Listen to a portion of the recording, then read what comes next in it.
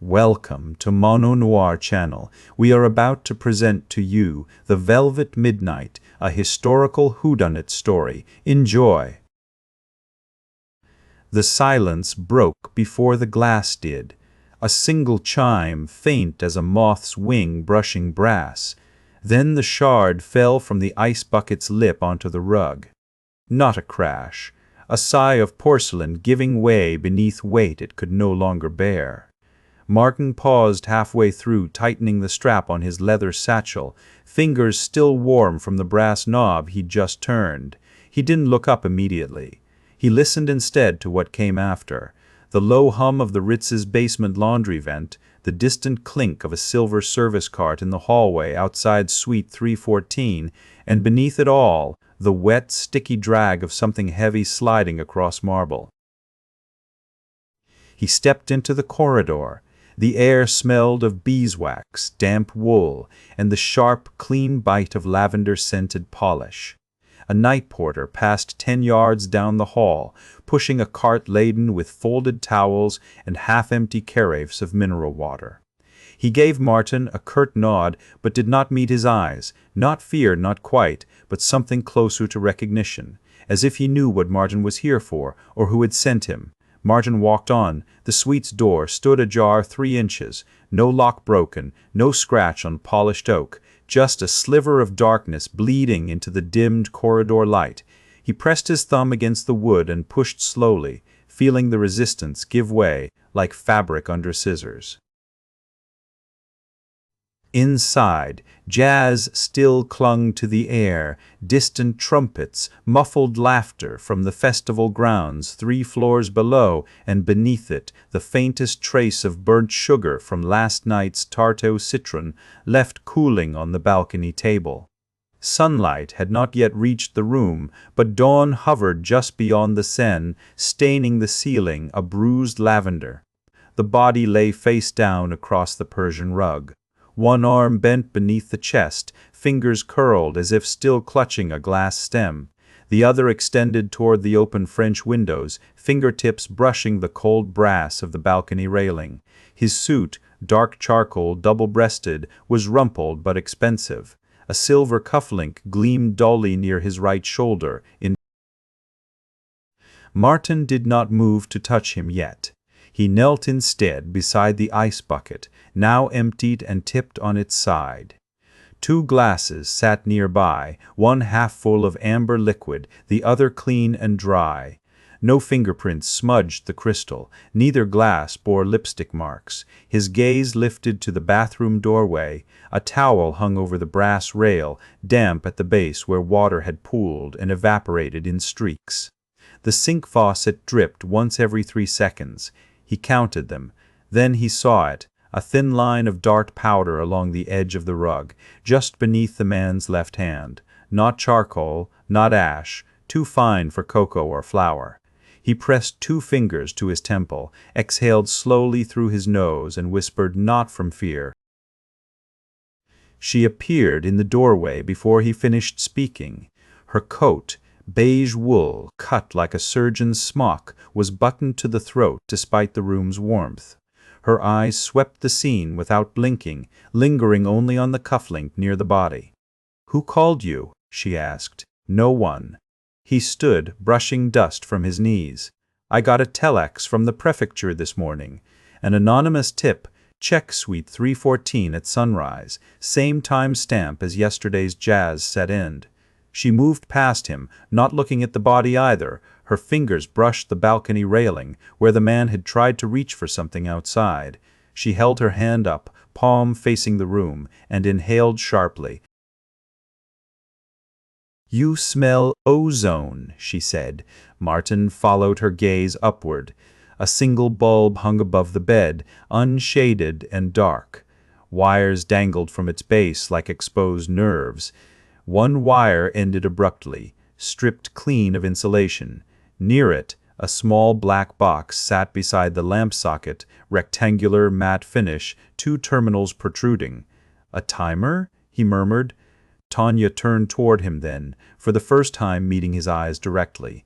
The kind that starts when you plug it in. No, he reached into his satchel and withdrew a small magnifying glass, its brass frame worn smooth by years of use. This type triggers on voltage drop, a fail-safe. If someone unplugged the lamp before bedtime, he tapped the box gently with his thumbnail. It would wait 3 minutes, then cut power to everything in the circuit, lights, phone line, even the corridor bell push outside this room. She nodded slowly. So they knew he'd be alone. Knew the staff wouldn't come until after intermission ended.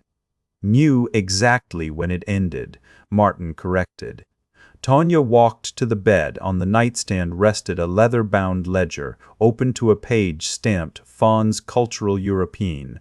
Her fingers traced the margin where notes had been scribbled in faded ink, names crossed out with furious slashes, figures circled twice or thrice, and one line underlined 3 times, 427,000 Virios Leal Gallery transfer. She closed the book. Who is he? Martin stepped forward, crouched beside the prone figure, and rolled him gently onto his back. The face was pale but not slack, not surprised. His lips were drawn tight across teeth still white, eyes wide open, but clouded already with something deeper than death, indifference. Etienne Delorme, Martin said. Tanya's breath caught. Not loud, just a slight hitch in her lungs. The Ritz's head of acquisitions. No. He pulled back the man's left sleeve. Beneath it, a faint scar curled around the wrist like a half-finished signature. A birthmark shaped like a question mark rested above the elbow. She stepped closer, squinting at the spot. Where'd you see that before? In his sister's file, Martin replied quietly. The one they buried in Algeria 40 years ago. Tonya turned to the balcony door and pushed it fully open. The wind carried up from the Seine, cool and salt-tinged. A single sheet of paper fluttered onto the rug near her feet, printed on heavy stock, water-stained at the corners. She picked it up. The headline read, Festival International du Jazz 1966 Official Program. Beneath it, a typed list of performers and times. At exactly 03:45, under Midnight Lounge, late set, someone had written in pencil. Final note played by T. Dubois, then silence. Below that, another line, newer ink, smudged as if added hastily. She never came back to the stage. She crouched beside the balcony rug, fingers brushing the paper's water-stained edge. The ink had bled slightly at the corners, blurring the names of performers Miles Davis listed twice, once under main stage, once under late-night session. A faint smear of coffee ring hovered near the bottom margin, dark as old blood. Tanya turned it over. On the reverse, a single line was typed in a different font. Room 317, keycard held at front desk after 0200. She lifted her gaze to Martin, who stood just inside the sliding door, his silhouette framed by the hotel's dimmed sconces. His left hand rested on the brass handle, knuckles white. "You've seen this before," she said. He didn't answer right away. Instead, he stepped closer, bending until his shoulder touched hers, not to comfort, but because the paper between them demanded attention. The same sheet was in the case folder for Etienne Delacroix's 1958 visa application. His voice stayed low, as if the breeze might carry it out over the Seine and into waiting ears, beneath his signature on the notarized affidavit. Just a corner folded under the seal. Why would he keep a festival program in a decades-old immigration file? He straightened slowly, fingers brushing the inside pocket of his jacket.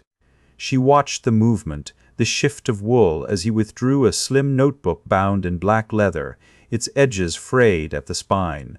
Not police, something older. Because it wasn't for him, he said. It was for her. Tonya waited. The wind stirred the hem of his coat. Outside, a distant train groaned across the Pont Neuf, iron wheels shuddering over rusted joints.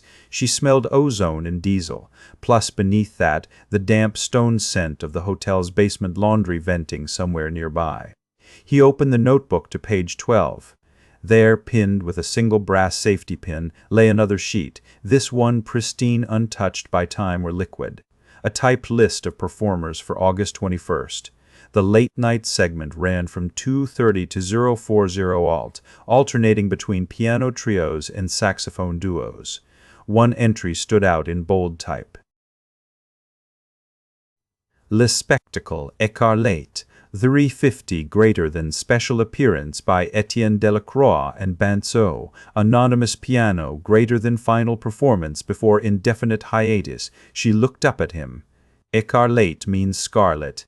He nodded, thumb tracing the edge of the paper, the color of fresh clotting blood, or wine spilled on white linen. His gaze drifted to the balcony railing, where a single drop of rust had flaked onto the wrought iron. He pressed 2 fingers against it, then rubbed them slowly across his lower lip. "You touched that before you came up here." He didn't deny it. Front desk mentioned the late shift janitor saw someone leaving 317 at 3058, wore gloves, carried a black case with brass corners, same as Delacroix's violin case. He closed the notebook, snapped it shut. But 317 is empty tonight. She followed his eyes to the room beyond, the balcony door opening onto darkness, then glass, then nothing but starless sky and distant streetlights bleeding gold across the Seine.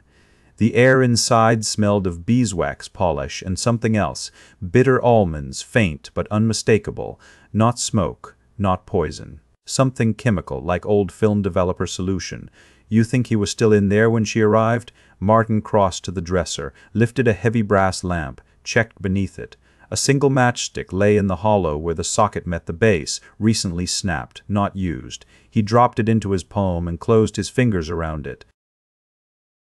"She didn't arrive alone," he said.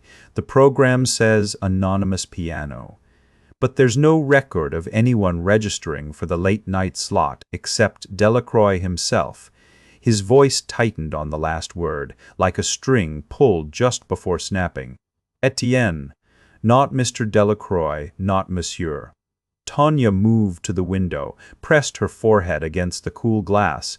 The city pulsed below headlights weaving slow rivers, the occasional flash of neon from a cafe across the street. Le Progrès, its sign flickering between letters. One word in 3 jazz. She could almost hear it, the low thrum of double bass drifting up through the building's bones. What if he wasn't playing at all? Martin turned slowly, brow creasing.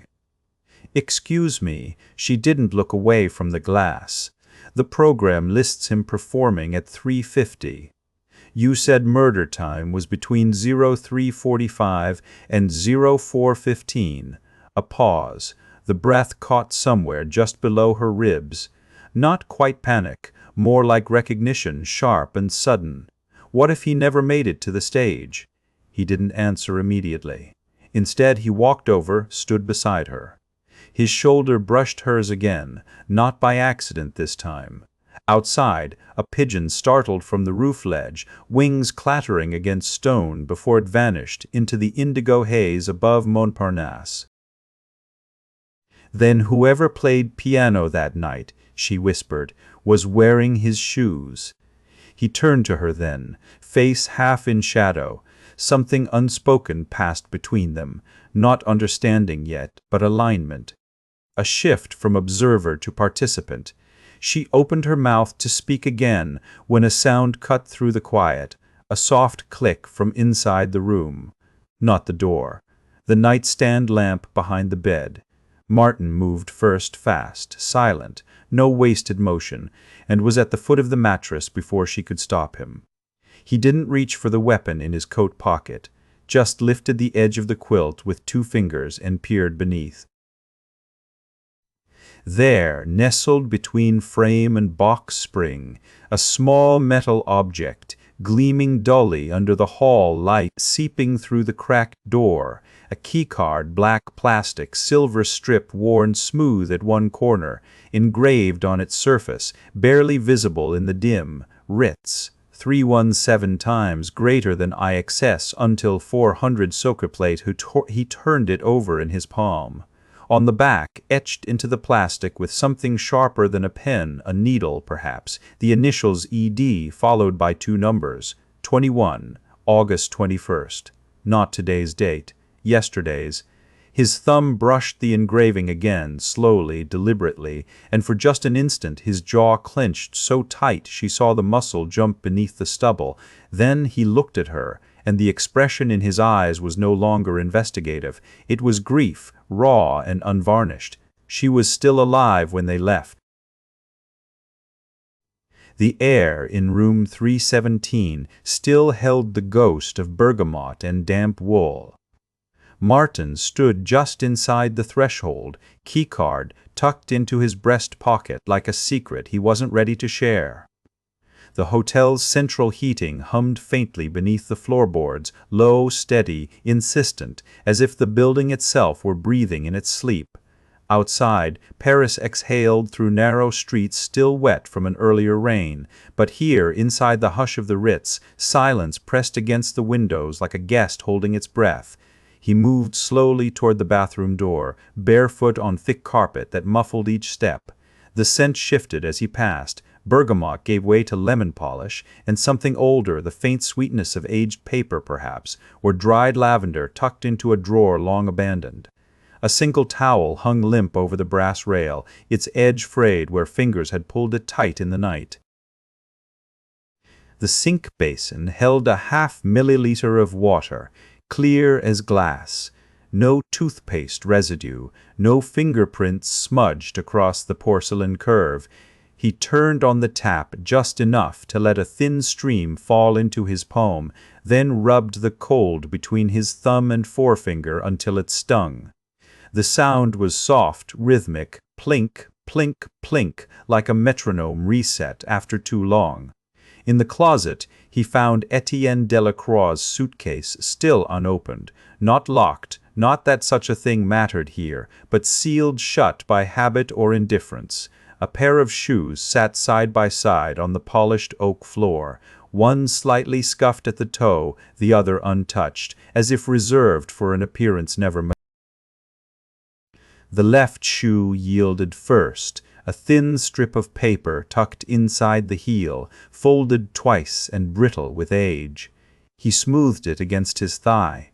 Not a receipt, not a ticket, just 3 lines typed in uneven courier font. She asked for the scarlet curtain. It wasn't part of the program. Tell her it was too late to change.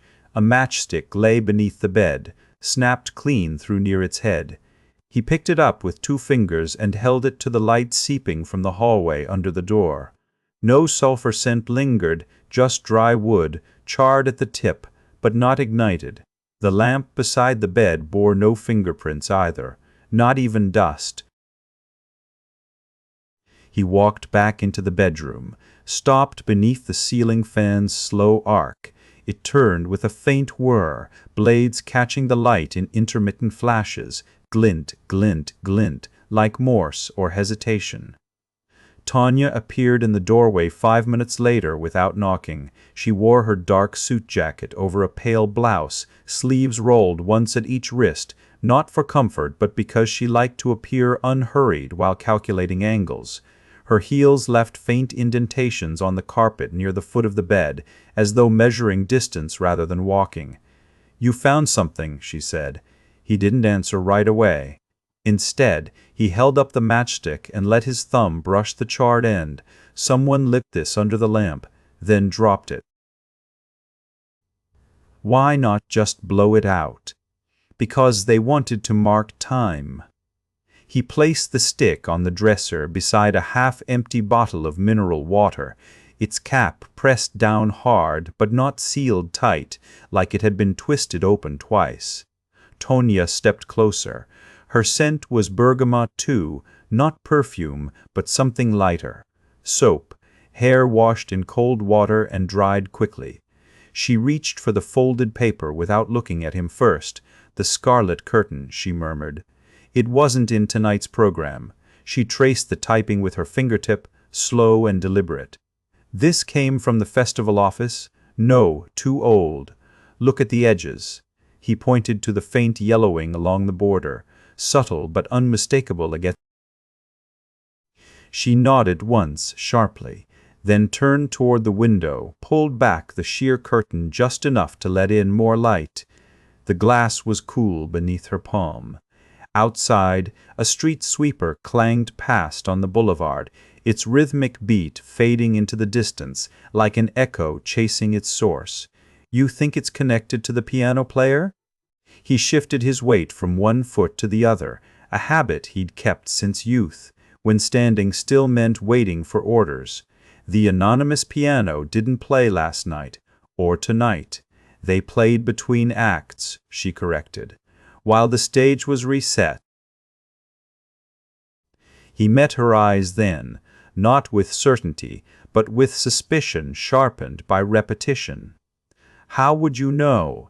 She smiled faintly, lips parting just enough to reveal teeth without warmth. Because I sat in the third row middle seat. My father used to say jazz only truly lived when no one expected it. He remembered something then, the way she'd leaned forward during intermission, fingers laced tightly over her knee, eyes fixed not on the stage but on the door where Etienne had entered alone. You saw him go into room 317? Her silence stretched longer than necessary before she answered. I didn't see anyone enter. But you heard something. A pause. Then a nod, barely perceptible. Just once. She turned back to the window, watching the clouds drift across the sky like torn pages in a forgotten book. After midnight, before curfew. A low note deep, resonant, like a cello string snapped mid-bow. He let that hang for a beat too long. Then he asked quietly, what did it sound like? She didn't look at him again. Like grief, she said.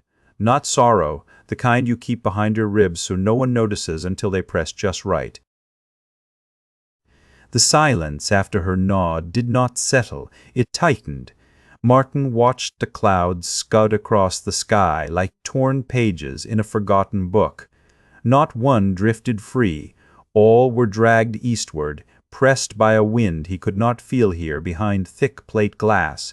The Ritz's lobby hummed below. Soft clinks of crystal muffled laughter from the bar where the last stragglers lingered over cognac and cigarette smoke. Above, the corridor stretched silent and long, its plush runner worn thin near room 317, where Etienne had entered alone.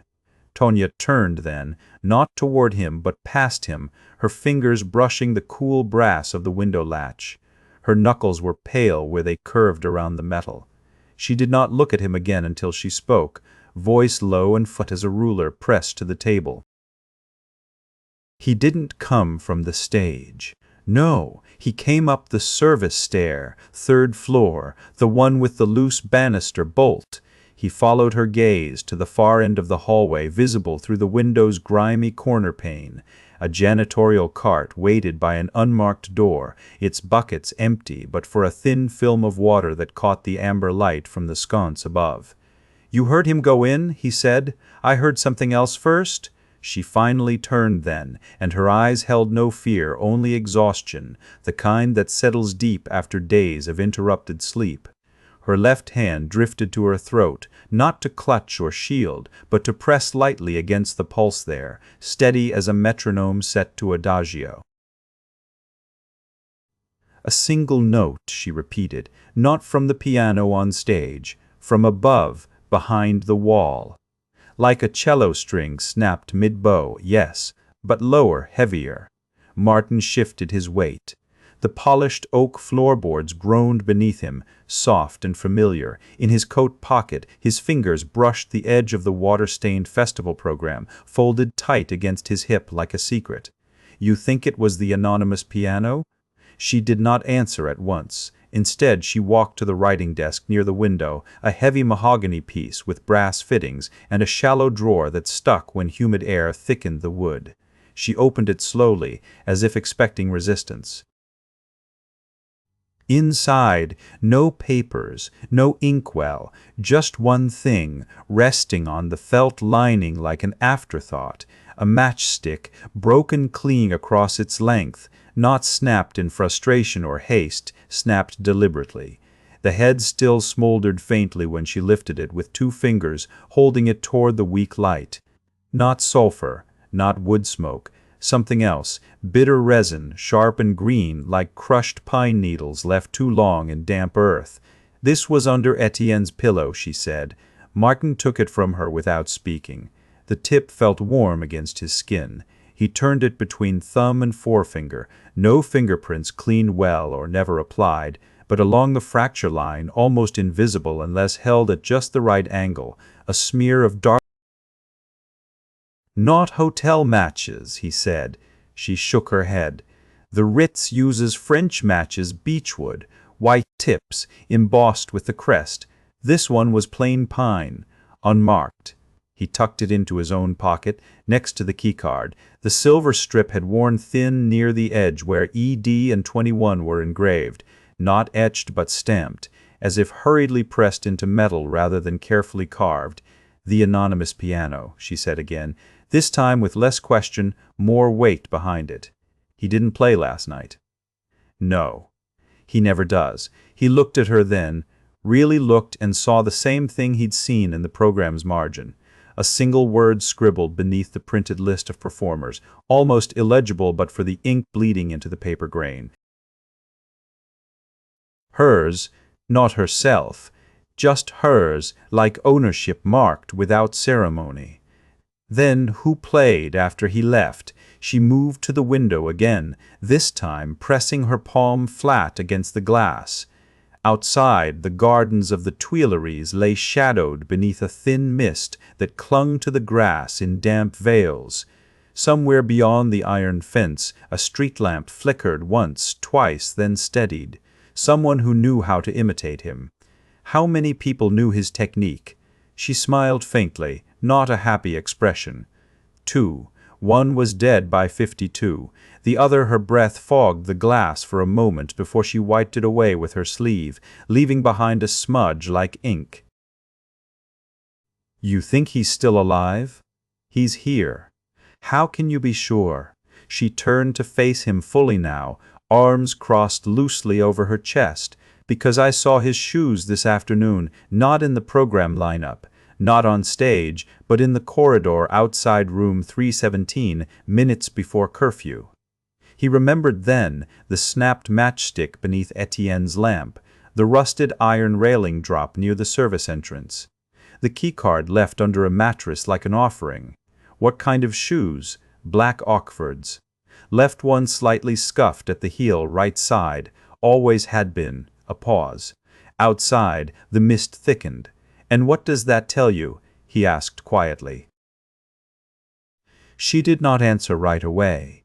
Instead, she reached into her own coat pocket and drew out a small leather-bound notebook, black, supple, unmarked, except for a single silver clasp shaped like a question mark.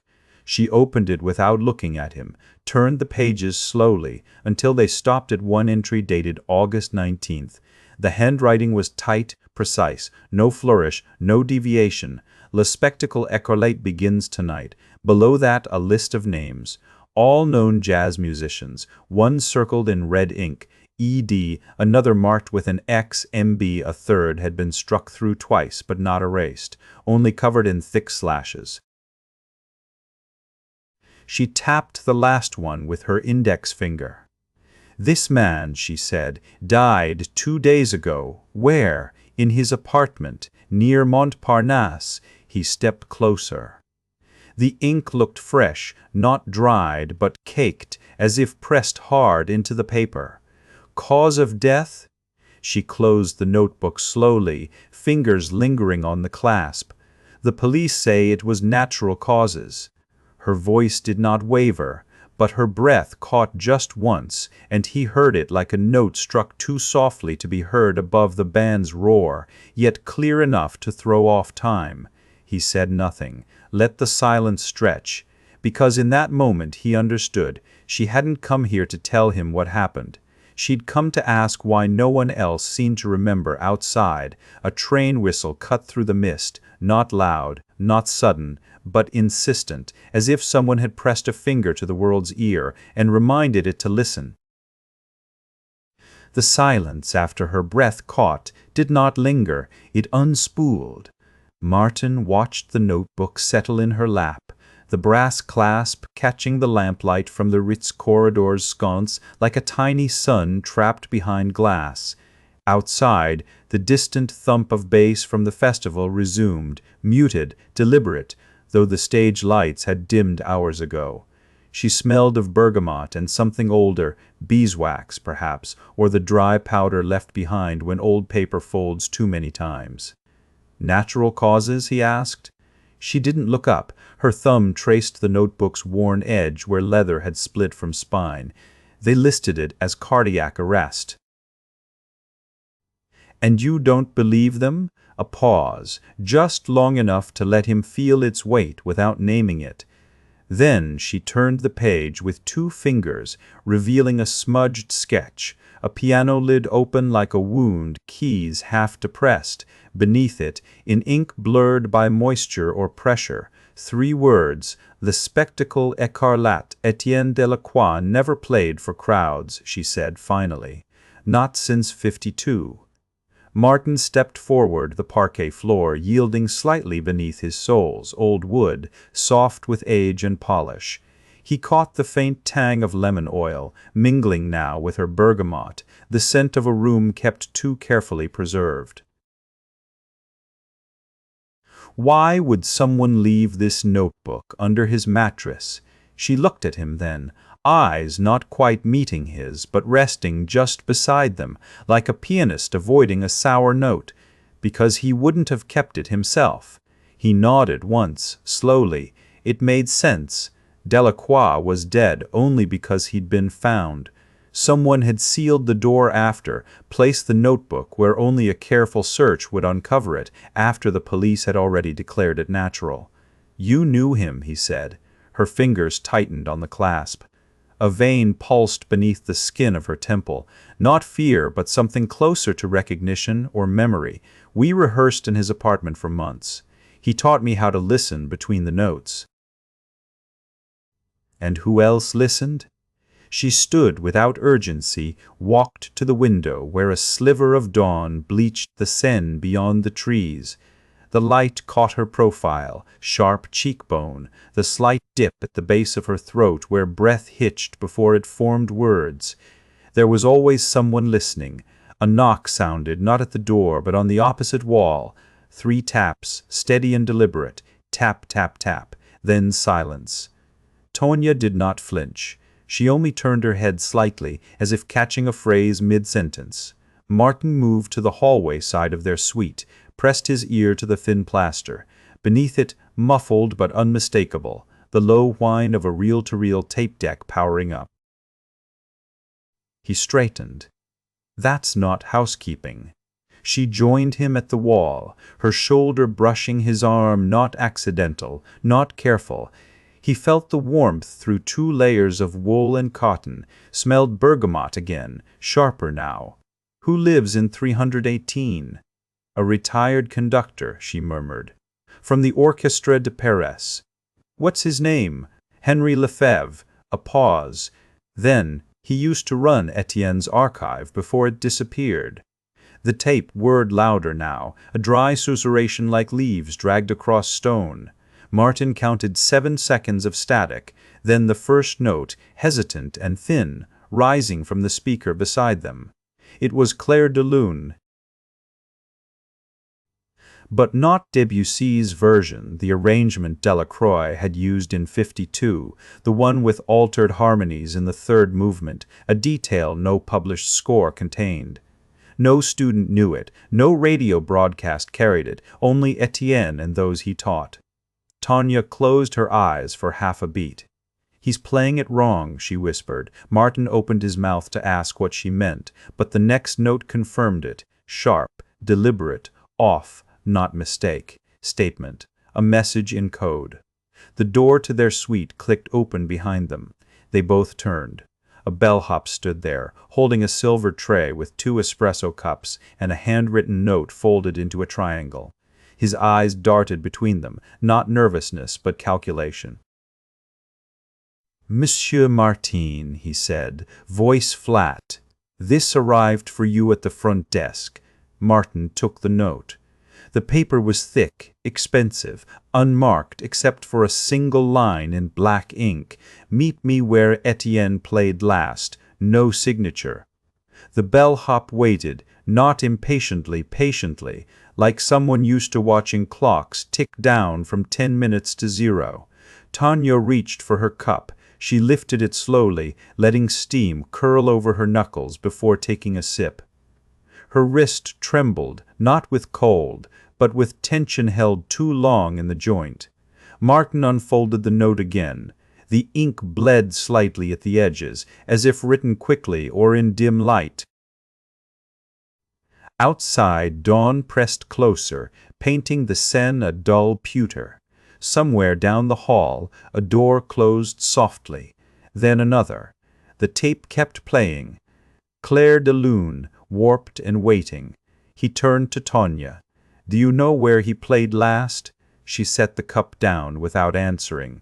Instead, she reached into her coat pocket and withdrew something small and silver, a key card, worn at the edges, engraved Ritz 317 with 2 initials, ED, and the number 21 beneath them. Same one they'd found under Etienne's mattress. Her fingers closed around it. She held it between thumb and forefinger like a playing card dealt from a deck no one else could see. "There are 3 places in this hotel where he performed after 52. She tilted her head, as if listening to the tape one last time, then whispered, "The first is gone, the second never existed." A beat. She looked at him then, really looked, past the surface of his question. "Only the third remains." Tanya's knuckles whitened around the keycard.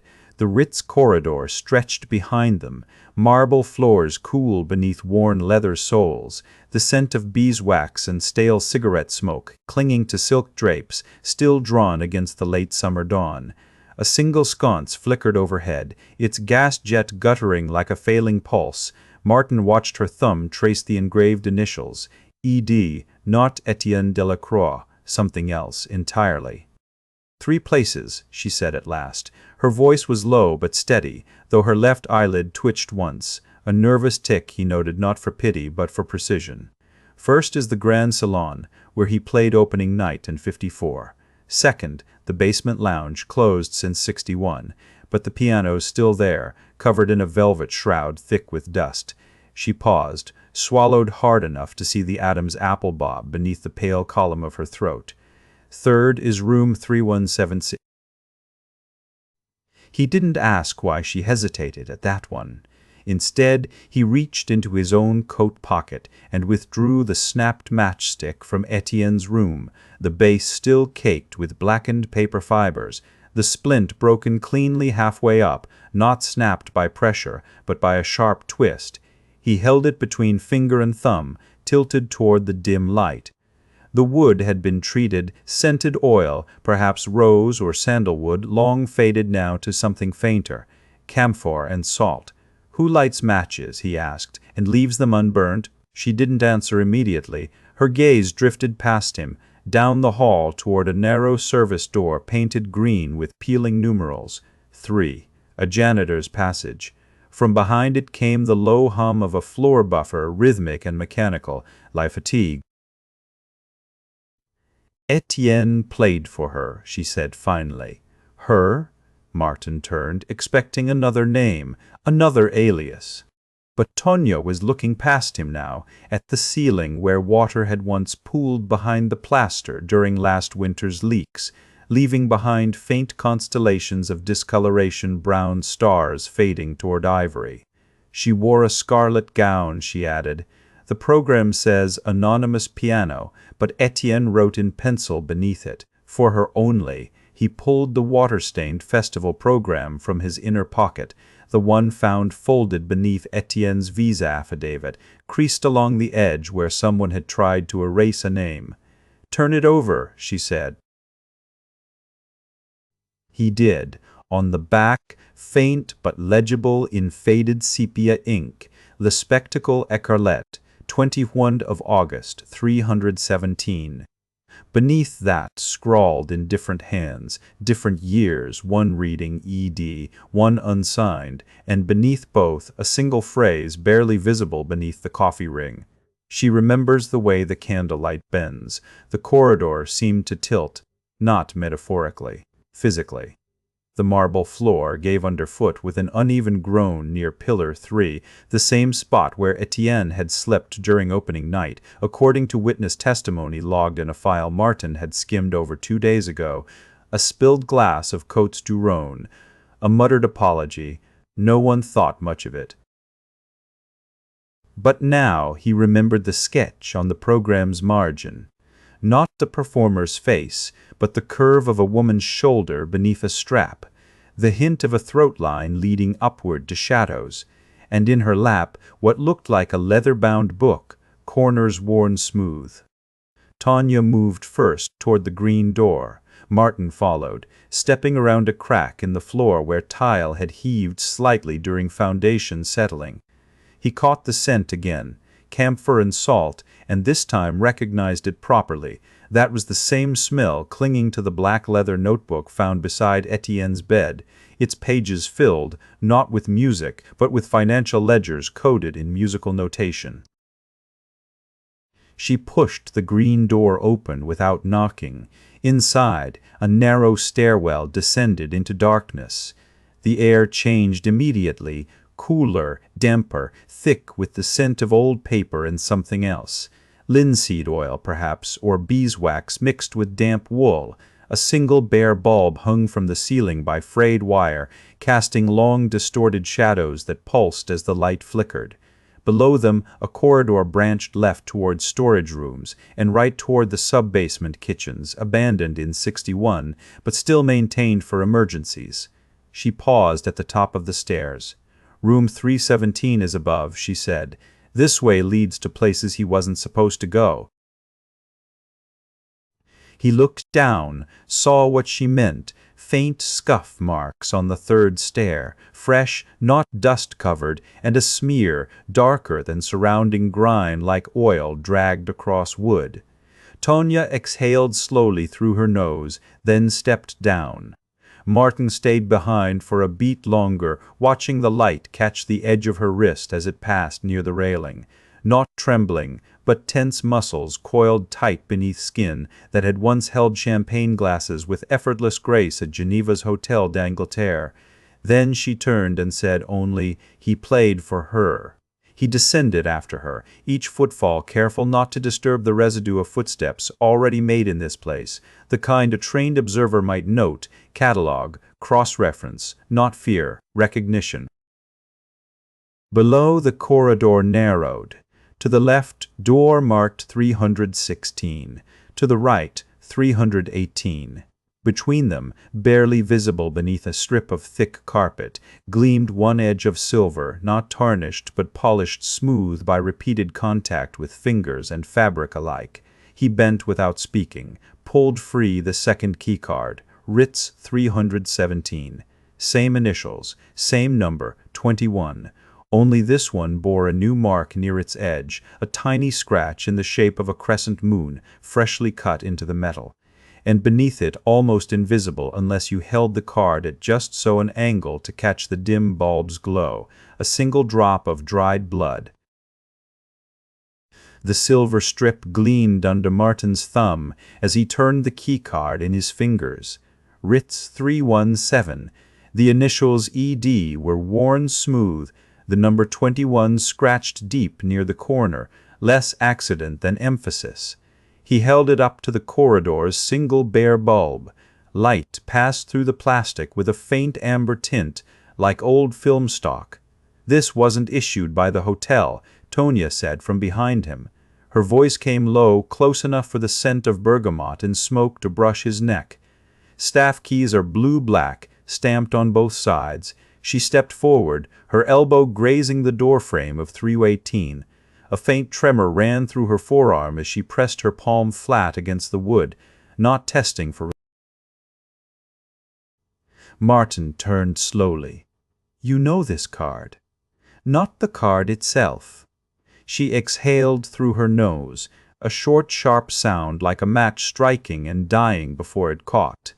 The pattern of wear, the way the plastic has thinned at the top left corner, not from sliding in slots, but from being held, repeatedly, by someone used to counting things. He followed her gaze to the carpet edge where the silver strip had been wedged beneath. A faint groove in the backing material matched the card's outline precisely. Not pressed down hastily. Pressed, then left. "You said Delacroix performed for a woman," he murmured. She did not answer at once. Instead, she crouched, her gloved fingers tracing the seam where the carpet met the baseboard. A faint scent of beeswax and something sour, old sweat perhaps, rose from the fabric. He played for 2 audiences that night, one in the ballroom, one elsewhere. She stood, brushing dust from her knees with a gesture too precise to be nervous. The second audience never left the building. A distant door clicked shut somewhere down the hall, the sound sharp as a piano pedal released. Tonya moved first toward 316. Martin followed, his own pulse steady but not calm. He kept the keycard tucked between his thumb and forefinger like a coin meant for flipping later. 316's door stood half open, its brass plaque dulled with age. Inside, a room stripped bare, mattress gone, wardrobe removed, only a single nail left in the floorboard where a nightstand had anchored itself years ago. Moonlight bled through a crack in the shutters, thin, silver, and cold. Tonya paused just inside the threshold. Her fingers brushed the wall near the window frame, then recoiled. She held up her fingertips, a faint smudge of crimson powder, not fresh but brittle as dried clay. "Lipstick," she said quietly. "Not the kind women wear tonight. This is from the 30s or 40s. Max Factor 5, probably sold at Galeries Lafayette before the war." He stepped past her, crouched beside the floorboard where the nail remained. Beneath it, almost invisible against the grain, a hairline crack ran diagonally across the wood. Not structural damage, intentional. Someone pried this open, he said. She didn't respond immediately. When she did, her voice was softer than before, almost hesitant. "It's not what you think." "What then?" A pause. Long enough for the silence to pool between them, thick with unspoken history. Then, Etienne Delacroix wasn't playing jazz in '58 because he loved it. He was using the piano as cover for what came next. She turned to him fully, eyes catching the dim light like polished obsidian. He didn't just leave French. After 5 months missing, yes, her mouth twitched, not quite a smile. And when he did, he brought back something else, too, a woman's voice recorded onto 33 1/3, not on the program, not listed in the archives. He looked at her sharply. "How do you know that?" She reached into her coat pocket and withdrew a small metal case, its surface dented but clean. She opened it to reveal a spool of black magnetic tape, its label faded but legible, Paris Jazz Festival, Final Set, 1958, beneath the printed text, handwritten in ink now blurred at the edges, "Not for broadcast." I tracked down the engineer who recorded the show. He kept the master reels. She hesitated. "He told me one thing before he died last month. Delacroix played solo once that night. Then someone joined him." A draft snaked through the cracked shutters, carrying with it the distant murmur of traffic from the Rue de Rivoli and the faintest trace of roasting chestnuts, street vendors already setting up for tomorrow's market. Martin stood, brushing his palms together to shake off the powder dust. "You think Etienne wasn't alone when he died?" Tonya closed the tape case with a soft click. "I think he was playing too, someone that last time, and whoever it was, they knew how to hold a piano lid open without making a sound." She stepped back into the corridor, her silhouette sharp against the yellow glow of the hall light. "You found the keycard under a mattress that hadn't been slept in for days. That means it wasn't hidden before the murder. It was planted after." She nodded once, just enough, and whoever did it knew exactly how to get into 317 without raising suspicion or leaving footprints. He looked down at the keycard still clutched in his hand, ED, and the number 21. Not a coincidence, it was an address. The corridor light bled across Tanya's shoulder as she stepped back into the Ritz hallway, her silhouette sharp against the yellow glow, the brass doorframe warm to the touch from hours of afternoon sun. Martin lingered inside room 317, his fingers still dusted with chalky powder from the floorboard he'd pried open, its edge splintered like old bone, revealing nothing but a hollow space lined with moth-eaten velvet and the faint, sweet rot scent of damp linen. He followed her out slowly, closing the door without a click, letting it settle into its frame. The silence here was not empty, it hummed. Beneath the low thrum of the hotel's old elevator shafts came another sound, distant piano notes, thin and stretched like taffy, drifting up from the grand salon, where the festival would begin in an hour. Tanya did not look at him as they walked toward the service stairwell, her heels tapping a slow staccato on the marble. Her coat collar was turned up against the draft rising from the basement vent near the staff entrance, a draft that smelled of beeswax and burnt sugar, the scent left behind by the pastry kitchen's late-night batch. "You think he knew?" she said finally. "Not just who he was playing for, who he was playing to." Martin paused at the stairwell door. The brass plate beneath his hand was cool, worn smooth in a perfect oval where generations of staff had gripped it. He turned the knob and pushed. The stairs spiraled down into shadow, each step capped with black rubber that cracked under pressure like old leather. Etienne didn't perform for an audience that night, he answered. He performed for a listener who could hold his silence longer than a room full of strangers. She stopped halfway down, her hand resting on the iron railing. It groaned softly when she shifted her weight, a sound more felt than heard, vibrating up through her boots. "The key card wasn't hidden before," she repeated. "It was planted after, so someone entered after he died. Someone with access, someone who knew exactly where to look." Martin descended another step. The air grew denser here, oil, sweat, the faint tang of machine lubricant from the laundry carts stored on the sub-basement floor. His fingers brushed his coat pocket, feeling the rectangle of paper inside, the torn edge of Etienne's 1958 festival program, the one folded beneath affidavit seal. He hadn't told Tanya what he'd noticed when he first unfolded it again that morning, alone in his hotel room before dawn. The folds were wrong. They didn't match how people folded paper in '58, not Parisians, not at a jazz festival. The creases were too precise, too mechanical, like someone using a bone folder on archival stock. Like a typographer preparing proofs, or a forger testing the grain of paper against another's work. He said nothing. Let the silence build between them, thick as steam rising from the laundry chute below. Tanya turned her head toward the stairwell window at the bottom, a narrow, high slab of grimy glass that let in slivers of streetlight and the occasional flicker of a passing car headlamp.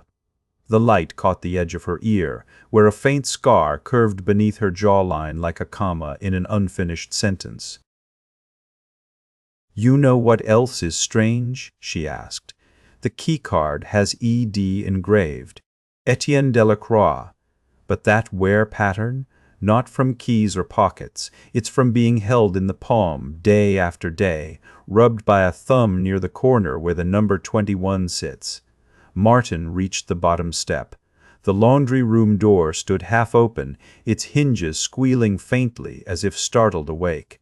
A single bulb hung overhead, casting a weak circle of light over folded sheets and plastic bins. "What do you think 21 means?"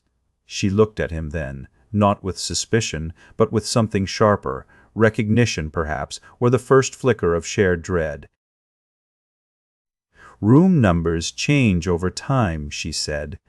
"But in '58, room 21 was on the third floor, the one next to Delacroix's suite, the room where his sister stayed when she visited Paris." Martin didn't move. He watched her fingers flex once against the railing before she finally stepped down beside him. "She wasn't listed as a guest," he said quietly. The registry only shows Etienne. Tanya reached into her coat pocket and pulled out a small envelope sealed with cellophane tape.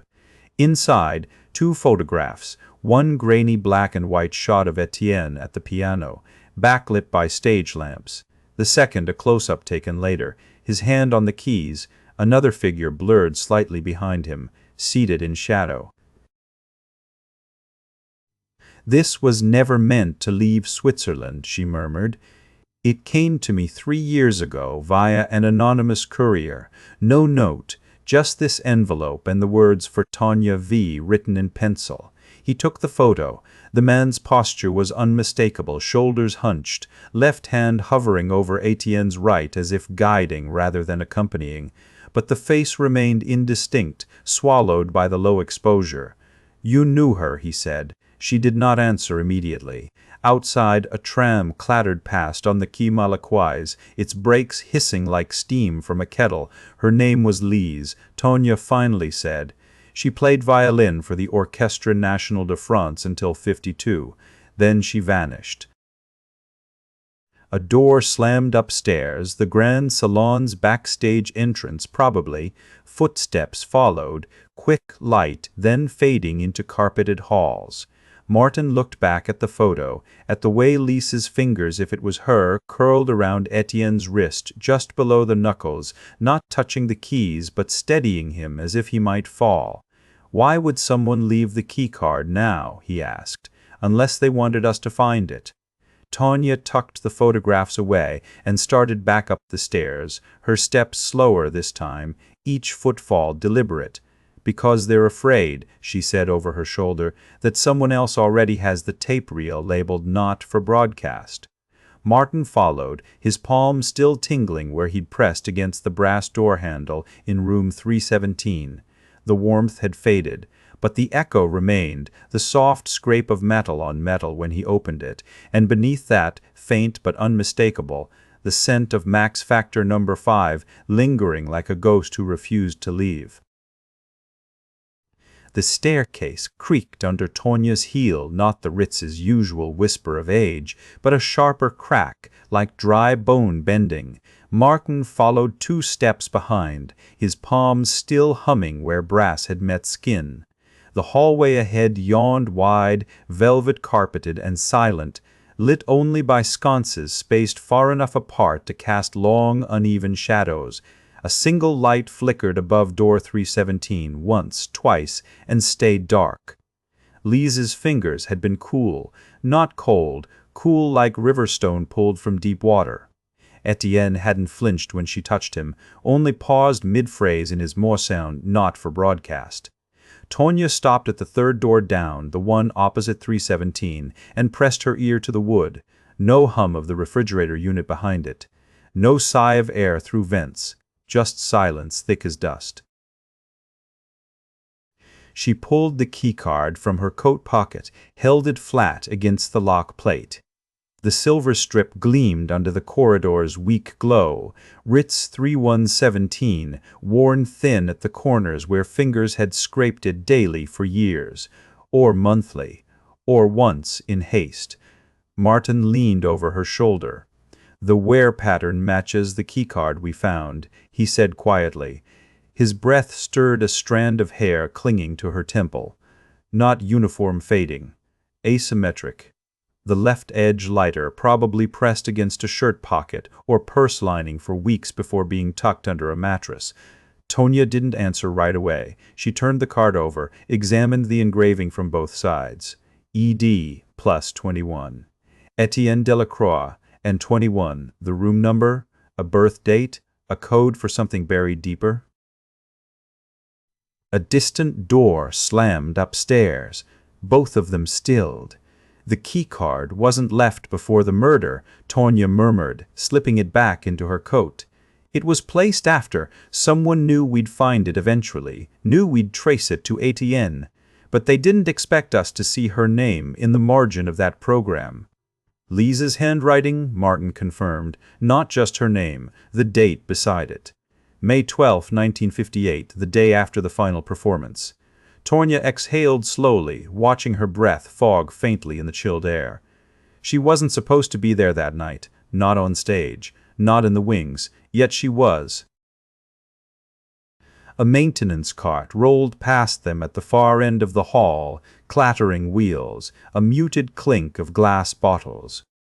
The attendant didn't glance their way, only adjusted his cap and vanished around a corner. Tanya moved first, stepping back from 317's door. She reached into her satchel and withdrew one of the sealed photographs Tanya had received that morning, thin envelope, no return address, inkjet printout in cheap paper stock. Not high resolution, but clear enough. Two figures silhouetted against a stage curtain just before curtain call, 1958 Paris Jazz Festival.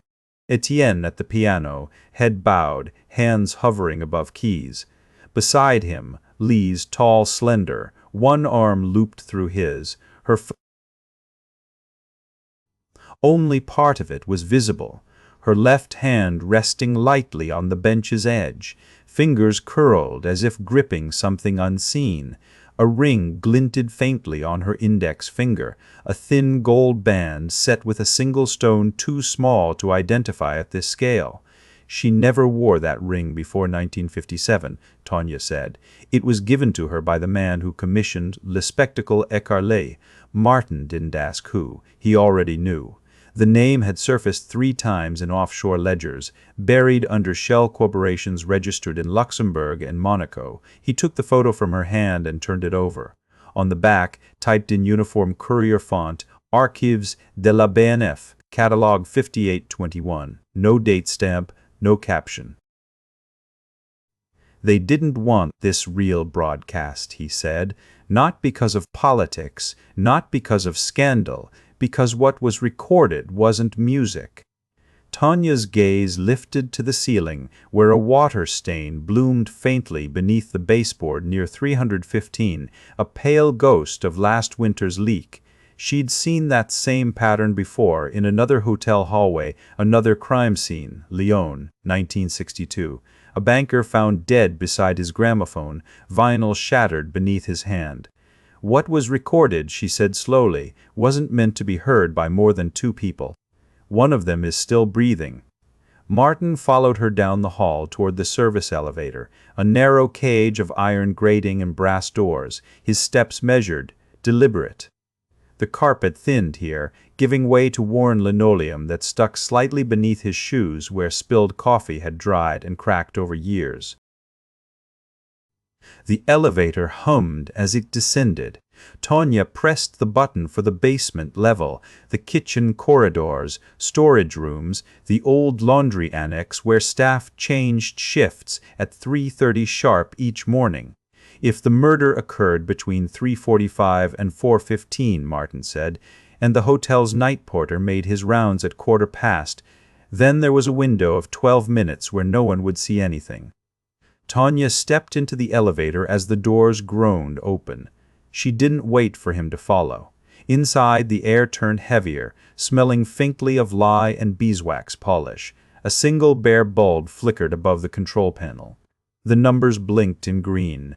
G, B1, B2.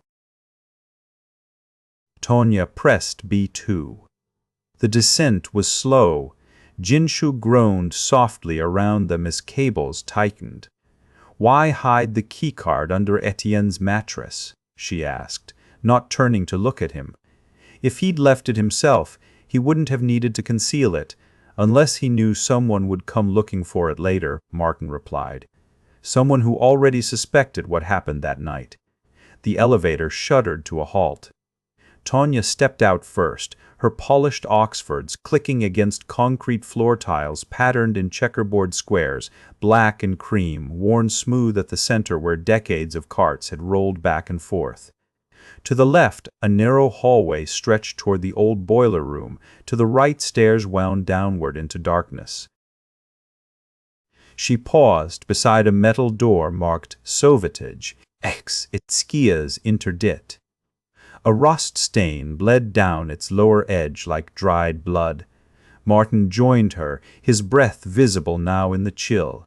He reached for the handle, cold iron, slick with condensation, and turned it without hesitation. The door resisted once, then gave way with a sigh of stale air that carried the scent of mildew and something sharper beneath, beeswax polish mixed with kerosene. Inside lay the service corridor used only during festival intermissions, the narrow passageway where musicians entered from backstage, where technicians swapped reel-to-reel decks between sets, where stagehands moved silently in the dark to reset props for encore numbers. A single door stood slightly ajar at the far end. Above it, painted in faded white numerals on chipped green enamel, 318. Martin reached into his pocket and drew out Etienne's 1958 festival program, the torn fragment he'd found folded beneath the visa seal. He held it up beside the doorframe. The edge matched perfectly. Not just matched, it had been ripped from this very page, near the stage entrance listing, where performer names were printed in tight columns beside their assigned rooms.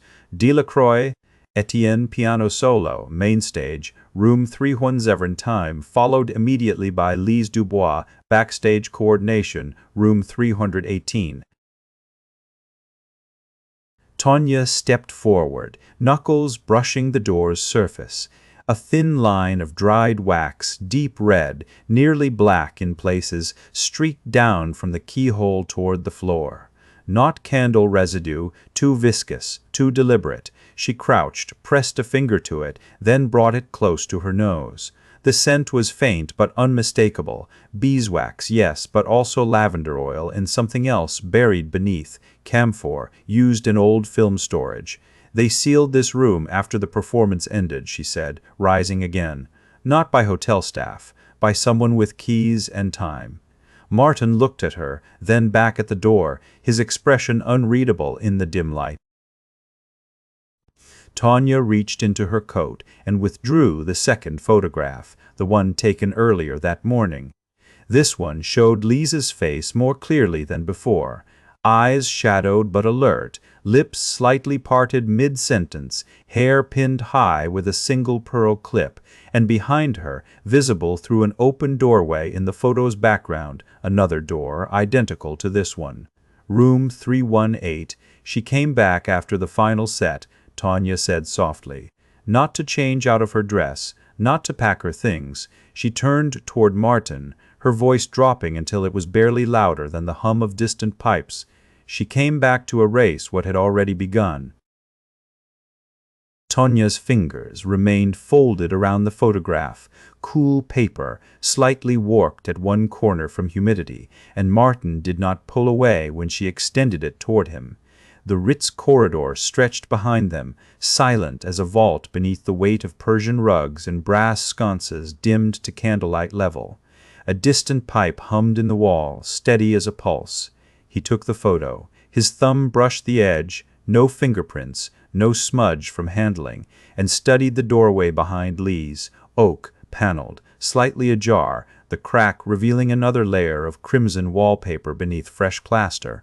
Room 318's door had been repainted twice since 1952, he knew. The original color, a deep burgundy, had bled into the new white around the frame, like old. She came back after the final set, Tonya said again, quieter this time. Not a question, a fact she had folded into her palm and offered up.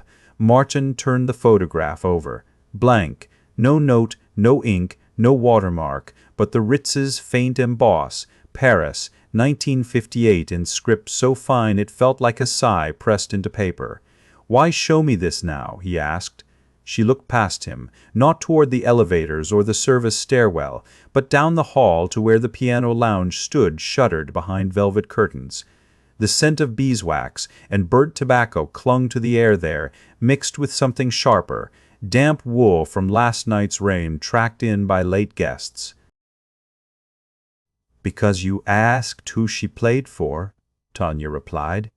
"Not what she played, or why."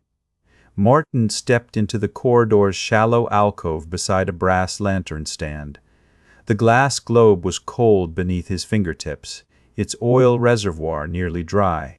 He traced the rim, tiny scratches near the base, consistent with being set down too hard on marble more than once. Delacroix never performed alone, he said, not in public, not after 52. Tanya's silence wasn't hesitation. It was calculation.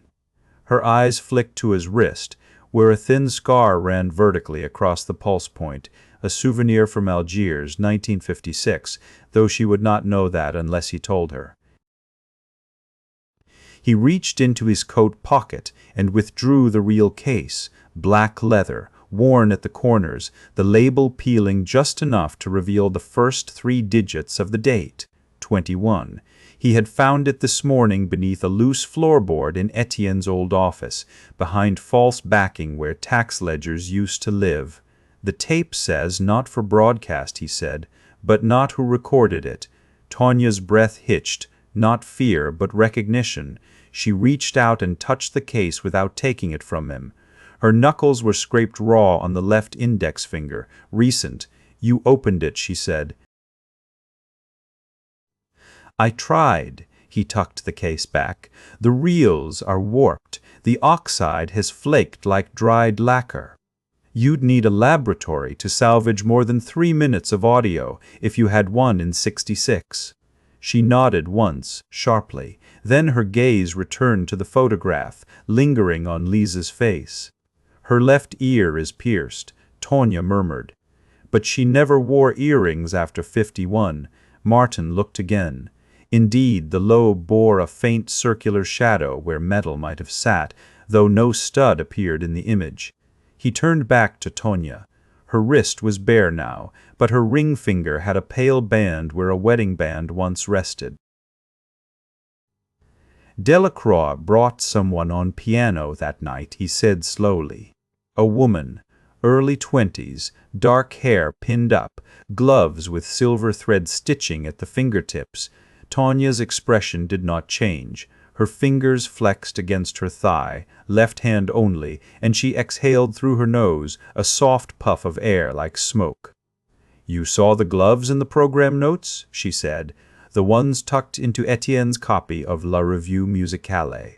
He had a pressed violet between pages 23 and 24, faded to parchment, no name. Just initials, L.D. She was his student, Tanya continued. Her voice stayed even, but her shoulders had squared, posture shifting from observer to participant. Martin did not ask how she knew. He already understood that some truths arrived not through deduction, but recognition, like finding a familiar scent in an empty room. The keycard says E.D., he said. Tanya smiled faintly, not amusement, but sorrow folded into muscle memory.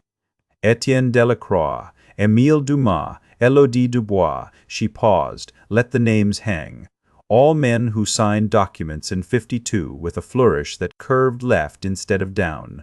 All 3 used the same pen, a Mont Blanc 149, nib ground slightly uneven, so the C came out like a serpent's tail. Martin felt it then, the shift in the air, not temperature or draft, but the moment when evidence ceased to be curious and became testimony. Tanya reached into her coat again. This time she pulled out a folded slip of paper, crisp and new, its edge snipped clean. She pressed it into his palm. It bore only 2 lines of typewritten text. Le spectacle écarlate, 21 of August 1966. Entrée libre pour les amis de la musique. No signature, no bout d'informe, just a date, and écarlate in the same font used on Ritz invitation cards since before the war. She's coming back tonight, Tanya said. A bell chimed 3 times down the hall, the night porter's signal for midnight check-ins, though it was still hours off. Martin looked at her again. This time he did not look at her hands. He looked at her eyes and saw not grief or rage, but resolve, hard-won, carefully kept. Why show me now? He asked. She turned toward the piano lounge, where shadows pooled beneath the velvet curtain like spilled ink, because someone already knows she's here. The invitation slipped from Tanya's fingers like a leaf caught in a draught, light, brittle at the edges, still warm as if pressed between palms moments before. Martin held his breath until his ribs reminded him to exhale outside. Rain had begun its quiet siege against the Ritz windows, not the kind that drummed or lashed, but a patient hush that blurred neon signs into smudges of gold and crimson on the Seine's far bank. The scent arrived next, damp wool from coat linings. Yes, but beneath it, something sharper, jasmine oil mixed with cigarette ash, the kind left behind by women who smoked galosses in private lounges after midnight. Tanya did not look at him again. Instead, she stepped back, just enough to let the corridor's faint amber glow pool around her shoulders. Her knuckles brushed the brass doorplate of room 317, their room, and for a fraction too long she lingered there, fingertips resting on cold metal. He watched the pulse in her throat rise once, twice, then she turned and walked toward the service staircase at the far end of the hall. Martin followed without thinking.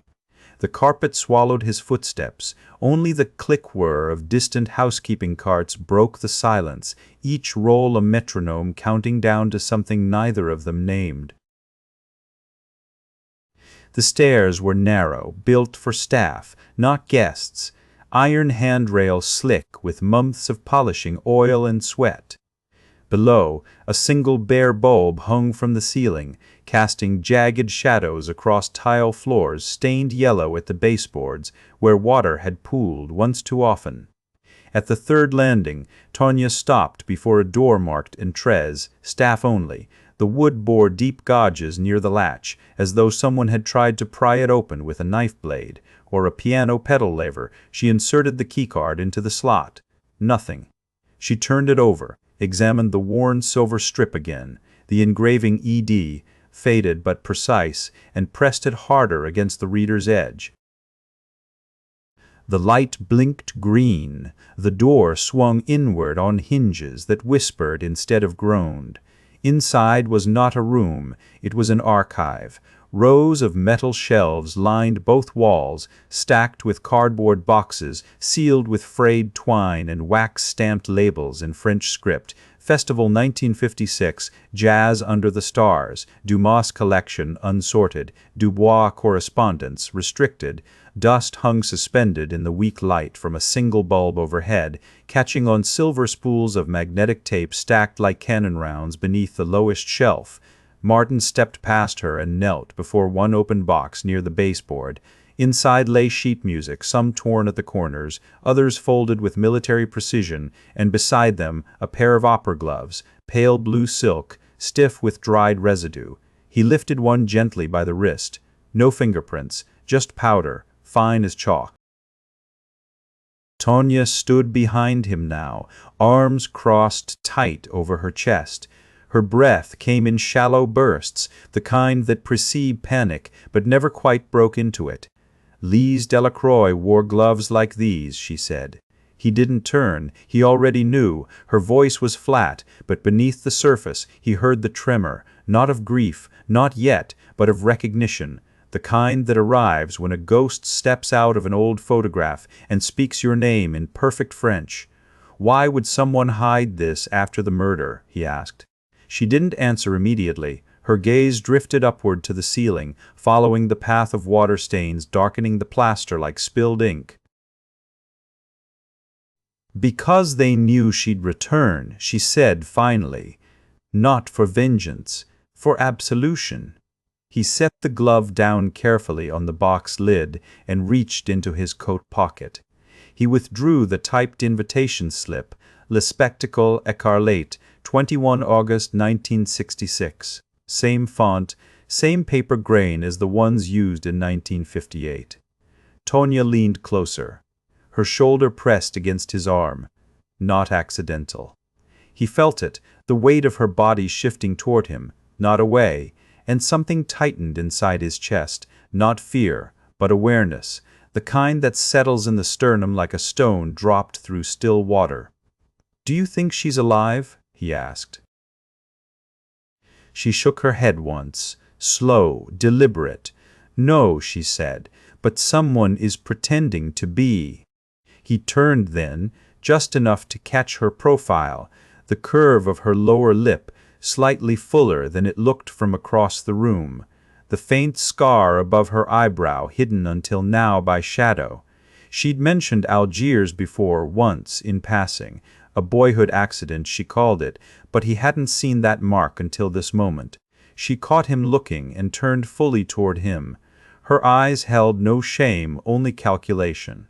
"You remember how Etienne died," she said. He remembered the scene vividly, the piano lid cracked open, fingers still curved over middle C, blood pooling beneath the bench in a slow spread like spilled ink, not red, darker, brown, already coagulated. But he did not say this aloud. Instead, he asked, "What do you know about Élodie Dubois?" Tonya exhaled through her nose, a sharp intake of air followed by release, and reached into her own coat pocket. From inside, she pulled a small leather-bound ledger, its cover embossed with gold lettering. Cercle des Amis de la Musique, Comptabilité 1950-1962, she flipped it open to page 137. A line stood out beneath the column headed honoraires, Ik rather than Dubois et Sécurité and Logistique, Festival d'été. Sold final, FF 8400. Transféré à compte offshore, Suisse, Genève. Martine squinted at the handwriting, neat but hurried, ink slightly blotted where someone had parred near the end of the entry. Offshore accounts weren't common in 52, he said. No, Tonya replied. They were illegal. He looked up from the page. Who signed off on it? She closed the ledger with a soft thump and slid it back into her coat. A name that doesn't appear anywhere else. Her voice dropped then, just enough to make him lean in. The same hand that forged Lise Delacroix's signature on the 1952 contract for the Etienne Revlin performance. He stared at her. She held his gaze until he looked away first, not out of shame, but because somewhere behind them, a floorboard creaked upstairs. 3 distinct steps, then silence. Tonya moved instantly, slipping past him toward the door. "Let's go," she said. "No," he replied. He stood up slowly, joints protesting after days in bed, muscles still raw beneath the bandages wrapped tight around his ribs. He walked to the far wall where a single shelf held 3 black leather cases, each identical except for the faded date stamped in silver on one, 21 August 1958. Below it rested another envelope, unmarked but heavier than the others. Its corners bore faint scorch marks, as though someone had tried to burn it and change their mind. He picked it up. The paper crackled when he handled it, old, brittle, but not torn, just sealed shut. Inside would be something they weren't meant to see. Not yet. Outside, a train rumbled beneath the city's streets, its sound muffled but persistent, a low thrumming that vibrated in his molars. He looked back at Tonya. She was already halfway down the stairs. Her silhouette stood outlined against the hallway light, shoulders squared, posture rigid with something between resolve and dread. "Martin," she said, "we don't have time for what-ifs." He tucked the envelope into his jacket lining, just beneath where his pulse still fluttered too fast, and followed her down. Behind them, in the dimness of the hidden room, the dust settled once more over the glove, the ledger, and then anywhere else. The brass knob turned with a dry click. No protest, no groan. Martin followed Tonya down the third-floor corridor, her heels barely whispering against the thick carpet.